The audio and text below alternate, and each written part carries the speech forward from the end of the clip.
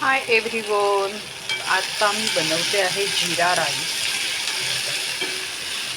तूप घेतलं होतं, तुपात थोडंसं जिरं आणि आलं लसूण पेस्ट घातले. तुपात चांगली मिरची ही आता परतून घेतली आणि आलं लसूण पेस्ट पण परतून घेतली.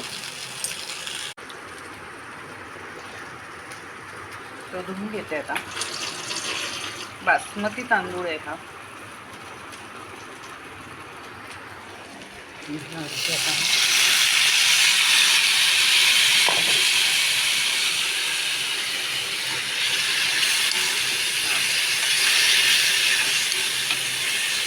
आणि असा बनवला मी जीरा राईस आणि दाल फ्राय.